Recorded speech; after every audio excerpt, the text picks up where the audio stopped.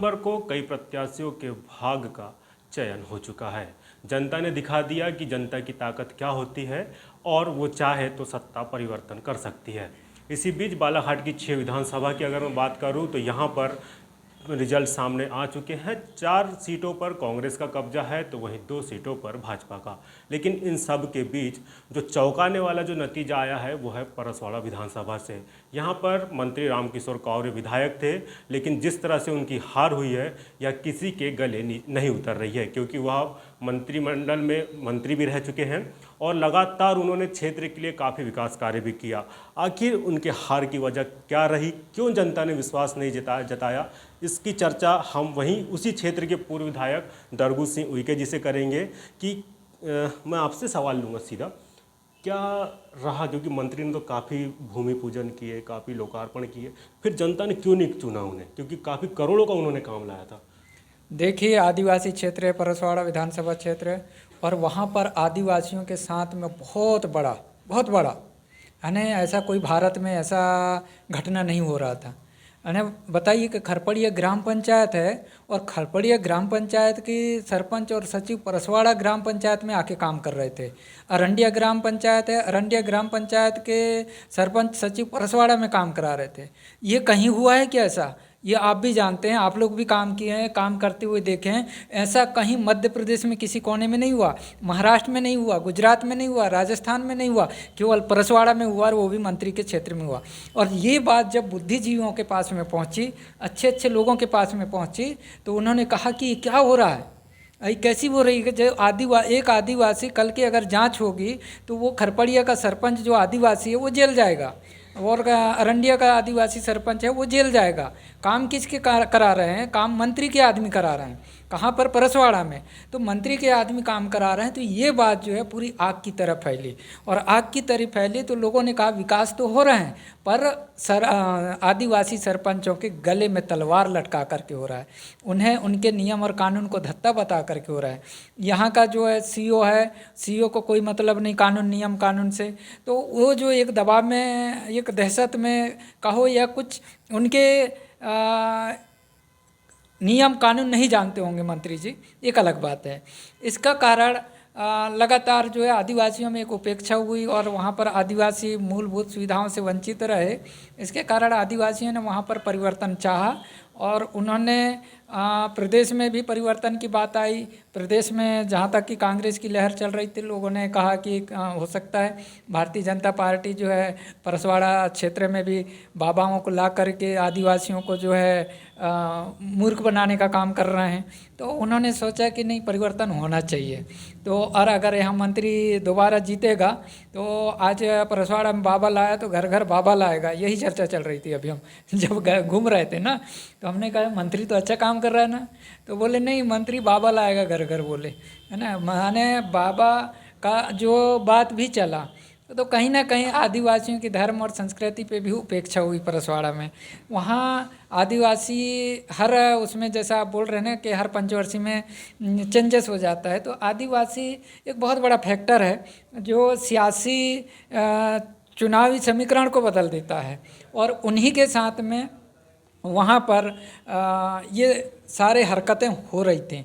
जीतते तो उन्हीं के कारण है लोग, पर उन्हीं के साथ में ही वो करना शुरू कर देते हैं। मैं खरपड़िया जो गांव की आप बात कर रहे हैं कि वहाँ का काम कहीं और करा गया, यही एक मुद्दा रहा या और भी कोई मुद्दे थे जो मंत्री के एंटी इनकम्बेंसी का कारण बनी और आज मधु भगत वहाँ से विधायक बन चुके हैं? रेत का मुद्दा था, उसमें रेत में भी राजेश पाठक का आपने देखे होंगे, जहाँ भी कंप्लेंट भी हुई और सरियाम उधर पे तो 700 रुपये ट्राली लेते थे। जैसा बंजर नदी में रेत निकलती थी तो 700 रुपये का टोकन कटता था और उसमें जो है वो बाहर के लड़के थे। एक बार तो मैहर का एक पंडित जी थे जिसमें बात हुई थी, तो ये अपना पवन पाठक को फ़ोन भी लगाया था, मैंने पूछा भी तो अरे अपने लड़के हैं बोल रहे थे।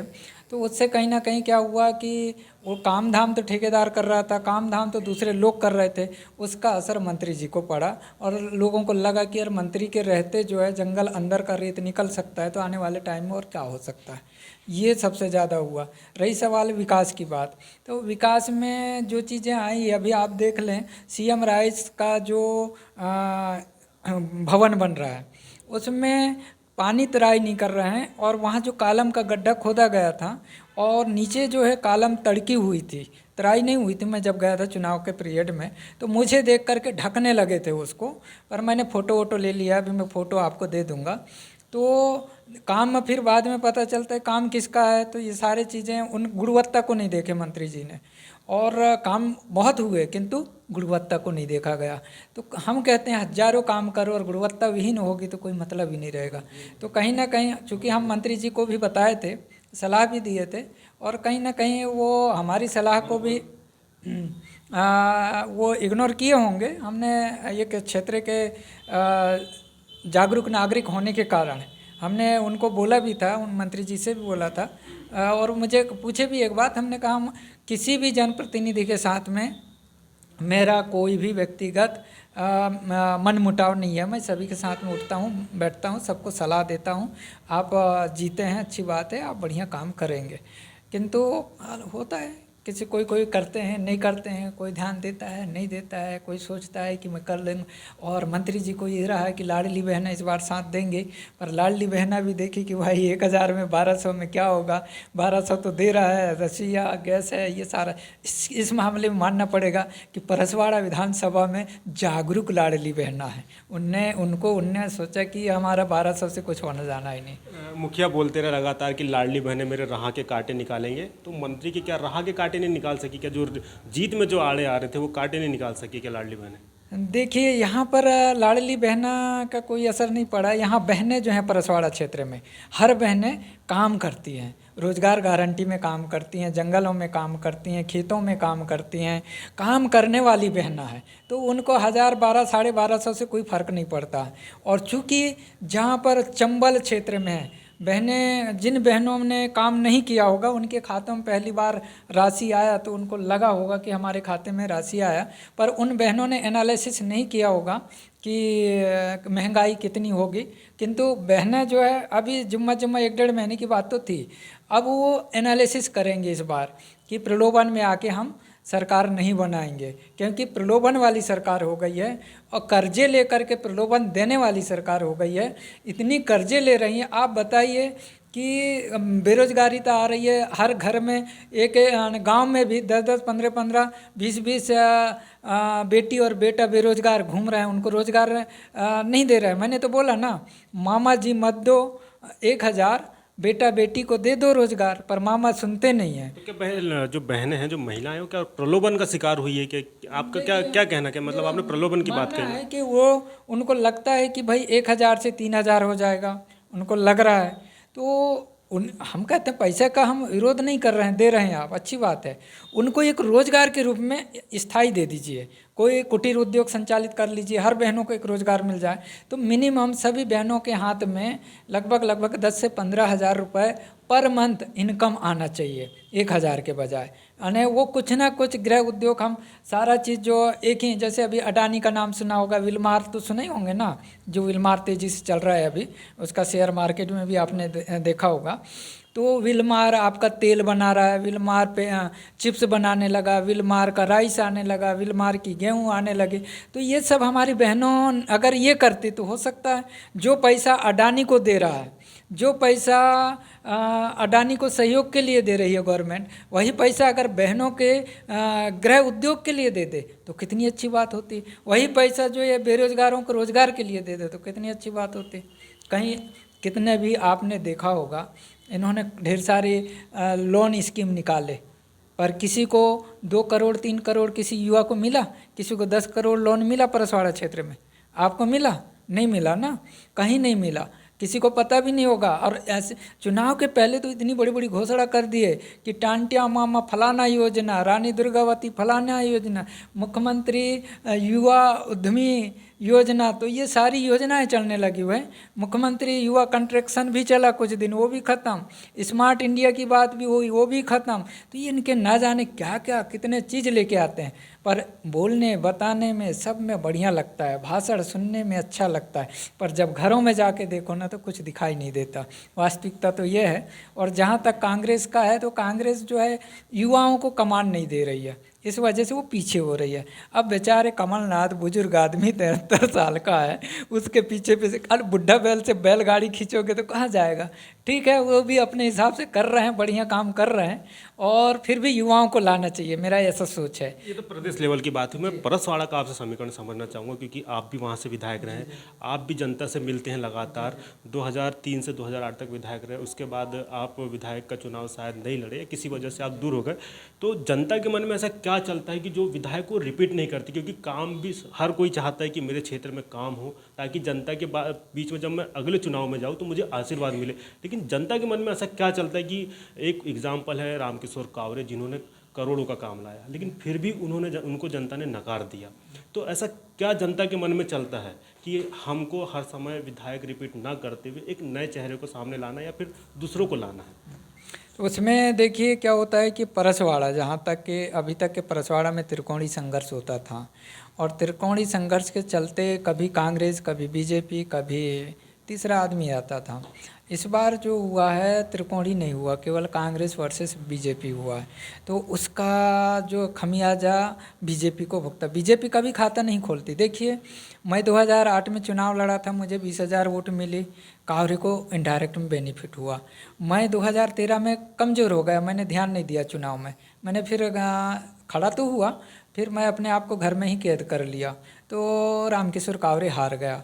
फिर इसके बाद में हुआ कंकर मुंजारे और गोंडवाना गणतंत्र पार्टी का गठबंधन हुआ, समाजवादी का लहर चला, किंतु उसी बीच में कुछ लोग जो कुछ आदिवासी समाजवादी के तरफ गए और कुछ जो है कांग्रेस की तरफ चले गए, तो उसका बेनिफिट बीजेपी को मिला है। तो इस बार क्या हुआ कि जो मुंजारे जी को जो वोट मिलते थे और जो आदिवासियों का वोट था, वो पूरे एकजुट जो है कांग्रेस को चले गए, ना कांग्रेस में शिफ्ट हो गए। तो इस वजह से वहाँ पर उनको हार का सामना करना पड़ा है। अगर परसवाड़ा में त्रिकोणी होगी तो हमेशा बदलता रहेगा, और त्रिकोणी नहीं होगी तो लगभग, और मैं सोच रहा हूँ कि परसवाड़ा की जनता जागरूक है, अने सब जगह देख रहा हूँ कि जैसे बालाघाट में पहली बार आने, पता नहीं, मैं अशोक सरस्वत, ठीक, जहाँ अभी उस समय हमारे समय में विधायक थे वो, तो 15-20 साल बाद जो है यहाँ पर परिवर्तन हुआ है बालाघाट विधानसभा में। पर परसवाड़ा विधानसभा में हर 5 साल में परिवर्तन हो जाता है, तो उसको अपन जागरूक नागरिक कहेंगे परसवाड़ा के लोगों को। जहाँ जागृति आती है ना, वो कहते हैं ठीक है भाई, आप 1 साल आप देख लीजिए, 1 पंचवर्षीय आप देख लीजिए, 1 पंचवर्षीय आप देख लीजिए, आप अच्छे करेंगे ठीक है, आप थोड़ा बहुत गलत करेंगे तो आपको हटा दिया जाएगा, आप थोड़ा बहुत गलत करेंगे तो आप हटा दिया जाएगा, आप गुंडागर्दी करेंगे तो आप हटा दिए जाएंगे। तो कावरे जी के काम अच्छे थे, आप जैसा बोल रहे हो कि ढेर सारे विकास काम कराए, उन्हें बहुत काम कराए, पर ऐसे लोगों को सामने किए कि वो जो कहीं 2 वोट की व्यवस्था नहीं कर सकते थे, उसके लिए उन लोगों को उन्होंने सामने किया। इसके वजह से जो है कहीं ना कहीं उसको इन सब चीज़ों से झेलना पड़ा है। अच्छे लोगों उसके किनारे में नहीं रहे। अच्छे लोगों की जो ज़रूरत होती है ना पॉलिटिक्स में, राजनीति में, मंत्री कितना मंत्री सरल स्वभाव का है, बढ़िया है, किंतु उसके साथ काम करने वाला, उनके जो है, जैसा उसका जो भाई है पूरा काम संभालता है, एक छोटा सा काम से लेके बड़ा तक के, तो उसका भी बहुत बड़ा असर पड़ा। हमें जब जाता था ना, तो मैं तो उतना जानता नहीं था, बोलते थे भाई भाई, कुमार कुमार बोलते थे, मैंने सोचा कोई कुमार होगा, पर बाद में पता लगा कि कोई कुमार कावरे, उसका भाई भी कोई काम कराता है।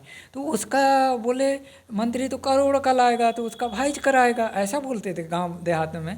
तो मुझे लगा है कि कहीं ना कहीं उसका भी थोड़ी ना थोड़ी उसको नुकसान हुआ है। मनकुंवर भी काफ़ी छाया रहा था चुनाव से पहले, मनकुंवर को लेकर काफ़ी बात हुई, आप भी गए थे मनकुंवर का जो है जो मुद्दा है वो इस चुनाव में कितना मंत्री जी के खिलाफ गया है? हाँ देखिए, कार्य तो जैसा मानकुवन की बात हुई है, बालाघाट से नैनपुर जो सड़क बनवाया था मेरे कार्यकाल में, मैंने स्वीकृत कराया था उस सड़क को। उस समय चलने लायक की स्थिति नहीं थी, और उस समय सांसद जी थे प्रहलाद पटेल, और यहाँ कोयला मंत्री भी थे उनने, तो वो अपनी सांसद निधि से वो पुलिया बनवा दिया था। क्योंकि अब मंत्री जी को चाहिए, पिछले टर्म में भी वो विधायक थे, अभी भी मंत्री थे, तो उनको वो पुलिया को तुरंत में स्वीकृत करा देना था।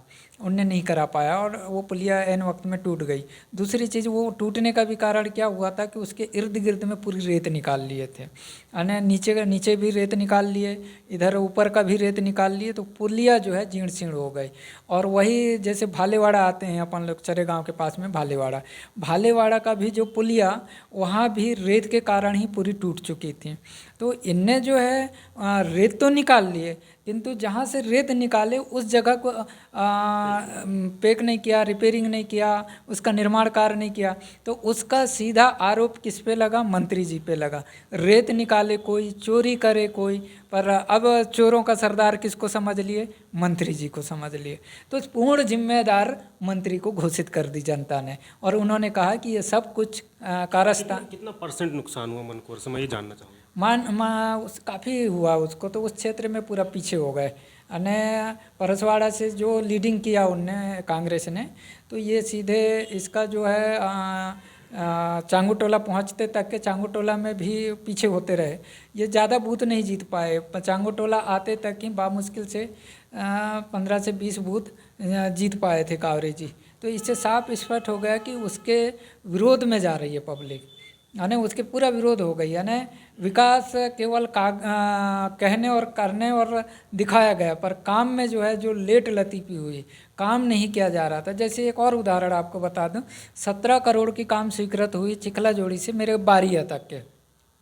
तो बारिया में अगर कभी बारिया तक के डामरीकरण हुआ तो उसमें आप कभी जाकर देखिएगा, सड़क बनते ही जैसे गड्ढे थे वैसे ही हो गए। यानी बारिया और नाटा के बीच में इतनी बड़ी बड़ी गड्ढे हो गए, और सड़क ज़्यादा दिन नहीं हुआ। जैसे वो बागेश्वर वाले बाबा आ रहे थे ना, उसी समय सड़क को बनाया जा रहा था, और ऐसी बनाया जा रहा था कि पूछो मत, जैसा कहता ऐसे गड्ढे हो गए। उसके संबंध में मैं माननीय मंत्री जी को भी बोला था कि वो गड्ढे वड्ढे पुरवा दीजिएगा, फिर भी उनने ध्यान नहीं दिया। तो लोगों को लगा कि भाई एक तरफ से तो बना रहे हो आप, एक तरफ तो विकास हो रहा है ना, कागज़ में लगा 17 करोड़, कितना? 17 करोड़। फिर लग रहा है 1 महीने के बाद कहाँ गए? पूरे गड्ढे गड्ढे, तो वो करोड़ों गड्ढे में तब्दील हो गए। तो उसी का कारण है, जैसे बोल रहे हैं कि हम साफ सुथरा सरकार है, स्वच्छ सरकार है, जंगलों से रेत निकाल लिए, सारा चीज़ निकाल लिए। मैंने एनजीटी में मामला डाला है ना, वहाँ डाला तो उनने सब में अज्ञात में डाल दिए, पूरा अज्ञात में डाल दिए, जबकि इन्हीं के आदमी काम कर रहे थे। किसके? राजेश पाठक के आदमी कर रहे थे। किंतु उनने ये बोल दिया, प्रेस वार्ता भी कर दिया जैसे ही आया एनजीटी का मामला, और बोल दिया कि ऐसे मामले वो लोग उठा रहे हैं जिनको जो है पब्लिक ने नकार दिया है, जिनको नेताओं विधायकों ने नकार दिया है। तो हमने उसी दिन से ठान लिया था कि आपके जितने भी पार्टनर होंगे, अगर इत्फाक से कोई चुनाव भी लड़ेगा आपका पार्टनर इत्फाक से, तो वो हम उसको जीतने नहीं देंगे। और हुआ भी। बागेश्वर धाम के पीठाधीश्वर की चर्चा हुई, धीरेन्द्र शास्त्री, उन्होंने भी एक बड़ी सभा करी थी, लेकिन एक तरफ देखा जा रहा था कि कहीं ना कहीं आदिवासी समुदाय थोड़ा सा नाराज़ चल रहा था। क्या नाराज़गी की वजह रही थी? देखिए, बाबा जो धीरेन्द्र शास्त्री हैं, बागेश्वर धाम वाले महाराज, बहुत कुछ जानते हैं। और आपने सुना भी होगा, 3 महीने पहले ही कहा गया था कि पर्ची नहीं निकली है दोनों मंत्रियों की, है ना, और फिर भी ये करा रहे हैं बोले। तो वहाँ पर ज़बरदस्त आदिवासी क्षेत्र में हो सकता है उधर बड़ा देव ने सोचा होगा कि भाई बड़ा देव तो बड़ा देव है, बड़ा देव से तो बड़ा कोई है भी नहीं, तो वहाँ कोई बाबा की ज़रूरत तो थी नहीं, किंतु फिर भी ज़बरदस्त वहाँ ला रहे होंगे। और उस चीज़ को धीरेन्द्र शास्त्री महाराज जी जो है बहुत तरह से समझ चुके होंगे, इसलिए पहले ही उन्होंने कहा तुम्हारी नाम की पर्ची नहीं निकल रही होगी, ऐसा भी बोला होगा, कहाँ तक सत्य पता नहीं। ऐसी पब्लिक के बीच में कहावत में लोग चर्चाएँ, जन चर्चाएँ थी उस समय। तो बोले मंत्रियों की पर्चा नहीं निकल रही है, फिर भी भिड़े हुए हैं, ये सत्य कहाँ तक वो उनका वो जाने। मनकुंवर के बाद एक बस स्टैंड का मुद्दा भी काफ़ी छाया रहता है कि अतिक्रमण जो है दूसरों का हटाया गया, उनके कुछ जो पार्टी के कार्यकर्ता कहे, उनके जो नज़दीकी है उनका अतिक्रमण नहीं हटाया गया, ये भी एक बड़ा इशू रहा था। ये बहुत बड़ी मुद्दे की बात आपने कही, और ये परसवाड़ा के लिए जो है, जो परसवाड़ा एक आन बान और सम्मान की बात होती है, परसवाड़ा एक विधानसभा क्षेत्र है, और वहीं पर इनका एक अच्छा ज़बरदस्त मंडल अध्यक्ष रहा पहले भी, और भाजपा का सक्रिय कार्यकर्ता भी। और आपने उनको देखे भी होंगे, उनका चुनाव पीरियड में एक महिला का पैर पड़ते हुए, पैसा बांटते हुए भी फोटो वायरल हुआ। अब वही सारा मैटर एक आदमी के कारण कावरे जी ने पूरी पार्टी का सत्यानाश करा लिया।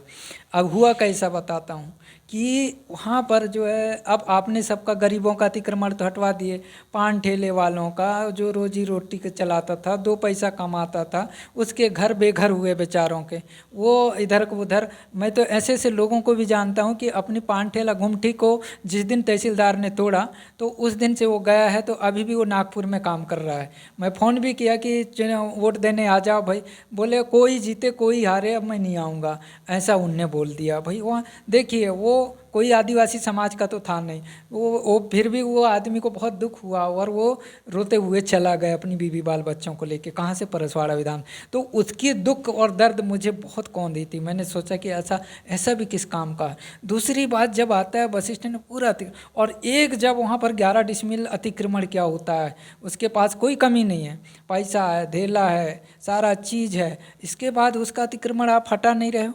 इसलिए नहीं हटा रहे हो कि वो भाजपा कार्यकर्ता है, तो भाजपा कार्यकर्ता है तो अतिक्रमण नहीं हटेगी, भाजपा कार्यकर्ता है तो ईडी का रेड नहीं होगा, भाजपा का कार्यकर्ता है तो इनकम टैक्स का छापा नहीं होगा, भाजपा कार्यकर्ता है तो माफ़ हो जाएगी। अच्छे काम है, भाजपा का सपोर्ट करेंगे, भाजपा का एक आपको तो और अच्छी बात मुद्दा, आप तो पत्रकार हैं, कल ही इंटरव्यू लेने चले जाओ कलेक्टर का, कि ये बोलो कि एक जो सीईओ है परसवाड़ा में, उसको जो है वो उसको ग्रामीण विकास विभाग में बहुत पहले वापस कर दी सरकार ने, बहुत पहले वापस कर दी।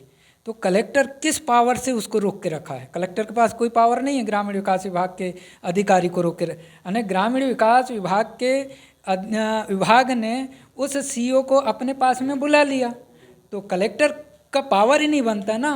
एक और जब प्रमुख सचिव ने लिख दिया कि मैं इसको वापस बुला लिया, तो कलेक्टर कौन होता है उसको रोकने के लिए?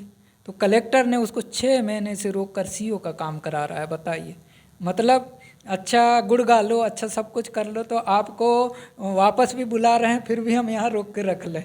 तो ये इन्हीं सभी चीज़ों को मंत्री जी जो है केयर नहीं करे। काम उनका बढ़िया था, सरल थे, सरल स्वभाव के धनी थे, किंतु उनके आजू बाजू वाले जो है सब मचलने वाले लोग थे। अब उन्हीं के भरोसा भी नैया पार कर रहा था, अब पतवार ऐसे लोगों को दे दिया था, वो उसी को डुबा ले गए। क्या करें? एक अंतिम सवाल कि मधु भगत तो अब विधायक बन गए हैं, कुछ दिनों बाद शपथ भी ले लेंगे विधायक पद की। गोंडवाना ने भी अपने एक प्रत्याशी खड़े किया था, तो लेकिन अब जो विधायक है मधु भगत, उनसे किस तरह की अपेक्षा है आप लोगों की? देखिए, मधु भगत जी सरल स्वभाव के धनी हैं, उनको उससे कोई वो नहीं है। और जहाँ तक कि परसवाड़ा पूरी जनता ने एक इतना बड़ा मैंडेट दिया है कि अभी तक इतना किसी को नहीं मिला था, और एक मंत्री के खिलाफ में मैंडेट दिया है, ऐसा नहीं कि कोई और है। तो सब लोगों ने मिल कर के, तो मधु भगत जी से लोगों की ज़्यादा अपेक्षा नहीं है। वहाँ मधु भगत चुनाव नहीं लड़ रहे थे, मैं तो देखा ना, वहाँ मधु भगत जी चुनाव नहीं लड़ रहे थे, वहाँ की जनता चुनाव लड़ रही थी। रात में मैं जब घूमा था तब देखा था कि सब लोग वहाँ देख रहे थे कि किसी के दारू तो ना बटे, किसी की पैसा तो ना बटे, किसी की ये तो ना बटे। अब मैं जब वो कुरेंडा रोड से गुजरा था तब वहाँ पर पुलिस थी और कुछ कांग्रेसी लोग मुझे मिले थे। तब मैंने उनसे पूछा ये पुलिस क्यों ये, तो उन्होंने कहा भाजपा वालों का दारू इस मकान पे रखा हुआ है, तो हम ये देख रहे हैं कि दारू कहाँ से निकलेगी अने और हम पकड़ेंगे। ऐसे उस रात को ये वाले चल रहे अने मैं अपने आँखों से देखा, तब मैंने अपने आप में एहसास किया कि यहाँ मधु भगत चुनाव नहीं लड़ रहा है, यहाँ जनता चुनाव लड़ रही है। जनता उसके खिलाफ चुनाव लड़ रही है जो गुंडागिर्दी कर रहे हैं, जो अतिक्रमण के नाम से जो लोग एक अपना पेट जमाए हुए हैं, एक नियम के विरुद्ध जो है अधिकारी कर्मचारी अपना जमे हुए हैं, उसके विरुद्ध लड़ रहे हैं, जो जंगलों से रेत निकाल के लोग वो कर रहे हैं। ये बात सब आ रहा था चुनाव में, इसके पहले कुछ नहीं आ रहा था। जहाँ ये ऐसी स्थिति आई तब यहाँ पर परसवाड़ा में ना तो लाडली बहना योजना काम कर पाई, और ना किसान सम्मान निधि काम कर पाया, ना किसानों को दी गई प्रलोभन काम कर पाया, कुछ नहीं। उन लोगों को कहना था कि उधर शिवराज सरकार बन जाए, हमको कोई फ़र्क नहीं पड़ेगा, पर परसवाड़ा में मधु भगत जीत जाए, ये तक बोल रहे थे। तो ये कहानी परसवाड़ा की थी, बाकी मेरी आंखों देखा आपको बता दिया। आप लोगों के बीच में मंत्री जी की ये गलती थी और आप सब लोग जानते हैं। और बालाघाट ज़िले के जो पब्लिक ने जो नए नए प्रत्याशियों को, जनप्रतिनिधियों को मौका दिया, मैं सभी उन बालाघाट के मतदाताओं को तहे दिल से धन्यवाद देना चाहूँगा कि आपने सभी को अने एक कटंगी में भी आपने नया प्रत्याशी नए चेहरे को मौका दिया, वारासिनी में नए चेहरे को मौका दिया, और खैर लांजी में भी आपने सरल स्वभाव व्यक्तित्व के धनी को भी आपने मौका दिया। तो ये सभी लोग, हार जीत होती है। हिना कांवरे भी अच्छी थी, वो भी काफ़ी लीड कर रही थी, तो लग रहा था कि ये भी जीतेगी, पर अब हो सकता है उनके साथ में कहीं ना कहीं कुछ कमी बेसी रह गई होंगी, और लगातार वो भी जीत रही थी, तो हो सकता है एंटी इनकम बेसी रही होगी क्षेत्र में, ये भी कहा जा सकता है। और जो लहर था प्रदेश में, कांग्रेस की लहर ऐसी थी, इसका कारण भी लोगों ने, बालाघाट जिले के लोगों ने कांग्रेस पे विश्वास किया, और यहाँ पर उतना कोई ज़्यादा बदलाव नहीं हुआ। 2 बीजेपी के रहते हैं, 2 बीजेपी के रहे, 6 में 2 बीजेपी के और 4 कांग्रेस के रहते हैं। बस यही हुआ, फर्क इतना हुआ कि बस इधर वाले उधर गए, उधर वाले इधर आ गए। और सभी लोगों को आपके इस चैनल के माध्यम से, सभी मतदाताओं को इस चुनावी पर्व में आपने भाग लिया, बढ़ चढ़ करके भाग लिया, और अच्छे लोगों को चुनाव जिता करके आपने, हाँ बम्पर हुआ, यानी अच्छा, यानी 86% तक पहुंचाया। मुझे तो लग रहा था, जब मैं देख रहा था निर्वाचन आयोग के वेबसाइट में, तो मैं लगा कि बालाघाट 90% तो नहीं पहुंचाएगी, पर मुझे पूर्ण उम्मीद है कि बालाघाट एक दिन लगभग जो 99% मतदाता वाला, जो वोटिंग करने वाला ज़िला बनेगा। क्यों बनेगा? क्योंकि यहाँ जागरूकता काफ़ी आ रही है, और अच्छा, और ये जागरूकता आती है परसवाड़ा से। राजनीतिक जागरूकता अगर कहीं आती है तो वो आती है परसवाड़ा।